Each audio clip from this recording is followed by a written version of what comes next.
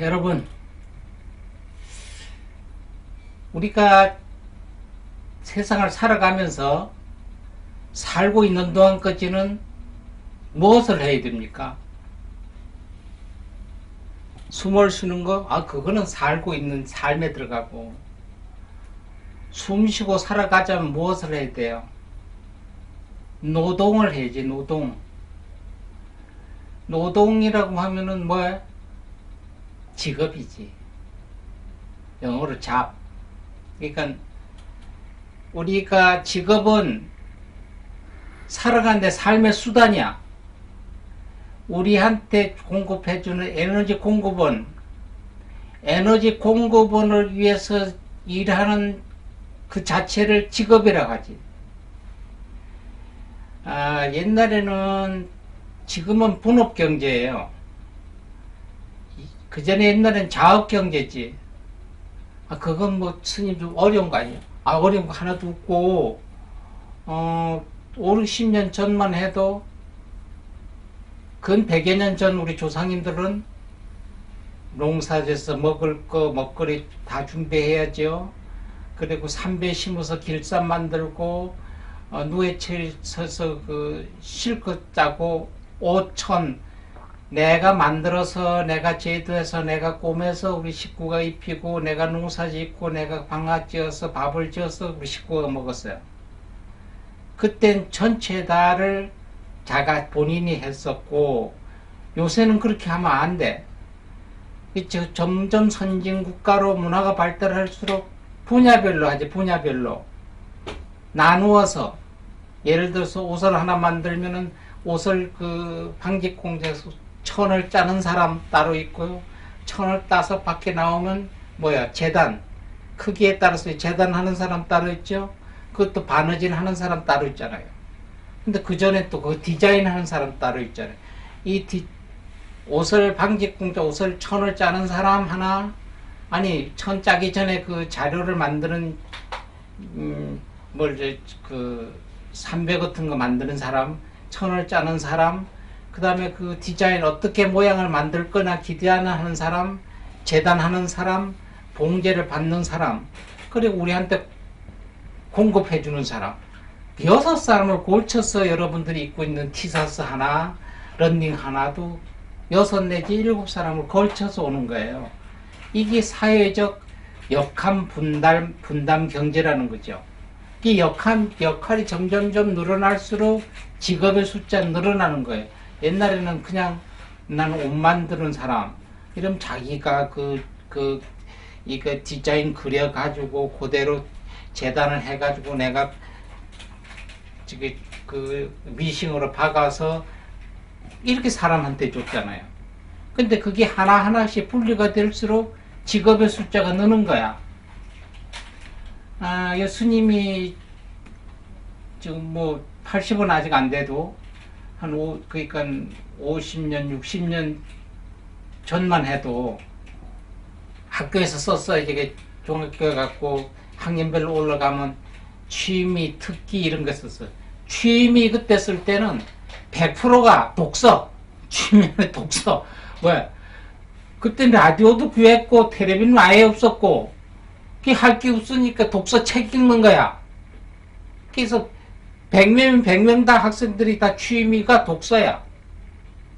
그 다음에 특기는 운동, 이렇게 미술 그렸어.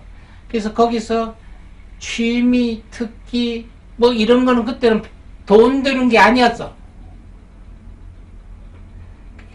예를 들어서 지금부터 1969년도에는 우리나라 직업수가, 대한민국 직업수가 3,260개밖에 안 됐다고. 그러면 69년, 79년, 89년, 99년, 2009년, 2010, 50년 전이네. 50년 전에는 직업의 숫자가 3,260개밖에 없었는데 그게 1986년도에는 8,900개가 됐고 1918년, 올해 20년이니까 2년 전의 통계는 16,442개. 지금은 한 2만 개 정도 같아요. 직업 수가. 50년 전에 3,000개였었는데 그때는 혼자서 분담 나누지 않았는데 지금은 그때는 취미 특기가 요새는 책을 잘 읽는 사람 읽는 거 있잖아요. 그러면 출판사에 가서 취직도 하고 그러니까 요새는 어떤 일이라도 자기가 취미 특기도 다 직업이 될 수가 있어요. 세분화가 된다는 얘기지. 세분화가. 요새 그 IT 산업에 해가지고 벤처 기업들 많이 있잖아요. 그럼 어떤 그 프로그램을 하나 만드는데 옛날에는 자기가 설계하고 제작하고 다 만드는데 지금은 그 분야를 만드니까 모르는 거야. 이게 어디에 어떻게 쓰는지 몰라. 어디에 어떻게 쓰는지는 몰라서 그래픽 하는 사람 따로 그거 뭐 편집하는 사람 따로 뭐 따로 나중에 저쪽에서 한 군데 조합해서 만드는 거예요. 쉬운 얘기로. 그러니까 직업의 숫자가 기하급수적으로 50년 전에 3,000개가 지금 2만 개가 됐다는 얘기죠. 그 옛날부터 우리가 하는 얘기가 직업에는 귀천이 없다. 그전에는 공무원은 공무원, 그냥 공무원으로 들어갔죠. 그 다음에 뭐 철공, 그래서 어디 혹시나 궁금해가지고 옛날 30년 전에만 어디 가서 내가 어디 운명 좀 보는데 내 팔자가 이런데 뭘 해먹고 살아야 되겠습니까? 이러면 보살님이나 그 처사님들이 이렇게 보고 뭐 사주라는 걸 보고 하는 얘기가 쇠소리 나는 걸 하면 됩니다. 뭐 물소리 나면 저기 물장사 하면 됩니다. 그때는 그랬어요. 물장사 하는 거 뭐 불로 하는 장사 뭐 쇠로 하는 장사. 지금은 안 그래요. 그래가지고는 안 되잖아요. 그게 이제 세분해서 쭉 나눠졌다는 거지. 그럼 앞으로 한 20, 30년 지나면 이게 몇만 개가 될지 저희도 상상하지 못하죠. 그래서 직업에는 귀천이 없다고 하는 얘기는 어떤 거라도 옛날엔 그것도 귀천을 좀 따졌어요. 그 직업이 있으면 하대라고 하천하고 그전엔 뭐 쉬운 얘기로 그 뭐냐 저기 식당에 요리사 하면 아주 천스럽게 생각하고 근데 지금은 안 그렇잖아요. 어떤 직업에도 종사하던 누구를 위하는 거예요.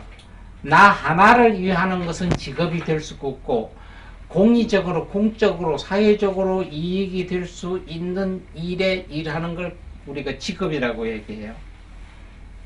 그래서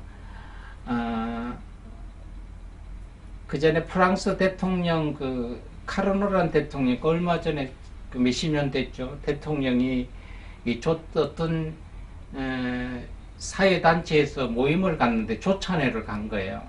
우리 그때가 모임은 제일 위에 대통령, 그 다음에 뭐 국무총리, 장차관 이렇게 쭉 서열이 정해져 있잖아요. 그런데 그 조찬 모임에 갔는데 이때 카르노 대통령을 서열 16번째를 갖다 놓는 거예요. 서열 16번째.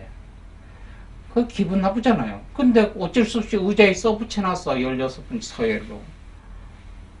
그러니까 나중에 그 행사가 끝나고 비서들이 행사 주최 측에다 물었답니다. 왜서 서열 배치를 대통령인데 일본에 안 하고 그것도 16번에 갖다 해놨느냐 하니까 주최 측에서 하는 이야기가 오늘 조찬에는 기술인들이 모인다는 거죠. 기술인들이. 그래서 일본 서열은 그 사람이 가지고 있는 기술은 프랑스에서 누구도 못 따라온다는 거예요. 누구도 모방 못한다니 그 사람만 오로지 할 수 있는 사람이 이렇게 서열 일본이. 그래서 그 다음부터 그런 식으로 해서 그 사람을 따라갈 수 없는 기술에 공익적인 일의 기술자로 1위가 있는 사람 몇 개 놓고 대통령 16번째 갖다 놓은 이유는 대통령은 그 사람 아니래도 누구도 한다는 거예요. 4년마다 한 물에도 바꾼다는 거예요. 근데 1번, 2번, 15번까지는 아무나 할 수 있는 게 아니라는 거예요. 그게 봤을 때 엄격히 따져서 권위의식보다 지구업소 그래서 프랑스의 기술 문화가 굉장히 선두를 달리지 않나 이렇게 해도 본다 이런 얘기입니다. 그리고 내가 어떤 직업에 하면은 사람들이 이야기를 하죠. 목구멍이 포도청이다. 어쩔 수 없이 매달려 산다. 아니, 그럼 그만둬야지. 어쩔 수 없으면. 아니, 목구멍이 포도청이라. 그러면 하기도 싫은데 만졌으면 일 능력도 안 들고 회사에도 문제가 생기고 자기도 문제가 생겨요. 예. 여러분들이 이면 전 세계에서 최고의 부자가 록펠러죠. 록펠러. 세계에서 1위 부자. 그 석유 회사를 크게 채주잖아요. 거기에 직원이 아치폴러라는 직원이 있으면 아주 말단 직원이에요. 아치폴러라는 사람이. 그 사람은 이 석유 회사에 살아요. 사는데 어디 가서 어디 출장 가든가 여행 가든가 해서 자기 사적으로 가서 어디 자서도 이게 기록하잖아요. 방문 기록. 방문 기록하면 며칠 날 들어와가지고 며칠 날 간다 쓰고 내가 아치폴로 이래 쓰고 그 공칸이죠. 빈칸에다가 쓸 필요도 없는 무엇을 쓰나 하면은 4달러. 그러니까 1개론에 4달러 스탠다드 회사 이름이 스탠다드예요. 석유 회사. 스탠다드 석유. 이렇게 쓴답니다. 어디에 박명록 써도 자기 이름을 써서 뭐 어때 박명록 아치폴로 쓰고 옆에다가 4달러 스탠다드 석유라는 거. 그럼 자기가 4달러 스탠다드 석유 회사에 댕기는 말단 직원인데 우리가 파는 석유가 1가론에 4달러라는 얘기예요. 이 경제 직업의식이 출중하죠. 직업에게 마케팅이잖아요. 그걸 나도 모르게 그렇게 하고 다니는 게 이게 한두 번이 아니고 소문이 나니까 록펠러 사장한테 올라갔어요. 사장이 일부러 그 사람을 개별적으로 만나서 굉장히 특진도 시켜서 홍보 책임자로 썼다는 얘기입니다. 근데 우리가 그러니까 우리가 아이고 목구멍에 포도차를 어쩔 수 없이 매달리는 것처럼 해서는 아예 그럼 안 해야 되든지 자기 직업의식에 특출을 해야 된다는 걸 지금 저희가 말씀을 드리고요. 하나 더 얘기할까? 관광차 운전수가 있어서 관광차에 뭐 많이 차잖아요. 요새 저희가 미국 한 20년 있다 보니까 묻지마 관광이다. 그 스님이 내가 그랬어요. 야, 어디 아무것도 이것도 저것도 따지지도 말고 하는 관광이 있다며. 묻지마 관광, 거 가면 당신 직업이 뭐요? 뭐 이런 것도 귀찮게 안 할 거, 그거 타고 구경 한번 할까? 이거 스님 큰일 날 소리 하지 말아요. 왜? 그러니까 묻지도 말고 따지지도 마는 게, 그렇게 묻지 말고 따지지 마는 게 아니래. 이상 야릇한 걸 묻지도 말고 따지지도 말고 이렇게 거시게 한다는 거지. 근데 이런 그 관광차가 있었는데 그 기사가 운전하다가 이제 어디 가서 이제 점심 식사를 하는 거예요. 하니까 사람들이 자기들 자랑을 하는 거예요. 나는 어떤 회사의 CEO요. 그러니까 아이고 명함 좀 주세요. 나눠받고 나는 어디 있는 무슨 과학자 무슨 박사요 하니까 뭐 명함 주고받고 어디 난 교수니까 뭐 명함 자기들끼리 명함 받고 인사하고 다 이러더라고요. 그래서 기사는 저쪽 그냥 한 구석에 있으니까 기사인 줄 모르고 당신은 뭘 하십니까? 사람들이 묻더라는 거예요. 그래서 쟤는 운전 그 자동차 그러니까 저 소리도 안 들고 아이고 자동차 회사입니까? 아니에요. 그럼 자동차 공장 아닙니다. 그러면 자동차라고 얘기해. 아니, 나는 관광차 운전수입니다. 그러니까 그럼 뭐 명함 달라 소리도 없고 얘기하기도 자기들끼리 얘기하더라는 거지. 따돌려 놓고. 이게 얼마나 그들끼리 얘기하다가 왜 차가 안 가지? 차에 버스를 탔는데. 그러니까 아까 그 사람이 자동차 기사인 줄 알고 와서 왜 그 출발 안 합니까? 하니까 오늘은 운전하기 싫습니다. 안 갈랍니다. 그 자기 자랑만 하던 패들 40명 태우고 옴짝도 못하게 발을 못 던더라는 거죠. 이게 직업의 귀천 얘기가 맞지 않을까 이게? 우리도 부처님도 그렇잖아요. 평등하다고. 모든 건 평등하니까 아까 얘기했잖아요. 직업은 삶의 수단이에요. 삶의 수단은 나를 위해서 할 수 이들 이익을 창출하는 건 직업이 아니에요. 공익적으로 더불어서 분합해서 나누어서 같이 내가 한 부분, 저 사람의 한 부분이 맞춰져야 하나가 될 수 있는, 분업적으로 맞춰져서 내 삶이나 사회 삶에 윤택하게 될 수 있는 것을 직업이라고 해요. 개인을 위해서 할 수 있는 직업은 사기죠. 사기도 분업적으로 나눠서 하고, 도둑질도 망 보는 놈, 못 아는 놈, 들어가 훔치는 놈, 파는 놈, 그것도 분업적으로 한다며. 그런 것이 아니고 사적인 이익을 아니고 공적인 것, 사회에서 공동체로 서로 공유하면서 살아가는 것이 직업이다. 직업은 삶의 수단이다. 삶의 수단이니까 그 삶의 수단을 하면서 불평, 불만 토론하지 말고, 아까 아치폴로가 4달러 스탠다드 석유라 옆에 쓰듯이 자기 직업의 긍지와 자부심을 갖는 우리 불자가 됩시다, 여러분. 그래서 저희도 어디 당신 누구야 하시고 보면 스님이지 않습니까? 그러니까 스님입니다. 근데 스님인데 내가 스님이 아니라 한들 누가 돼요? 스님 아닌 척 모자를 쓰고 청바지를 입는다고 해서 그거 가린다고 스님 안 되는 건 아니잖아요. 그죠? 여러분들 각자의 맡은 바 직업에 충실합시다. 약속했습니다. 네, 고맙습니다.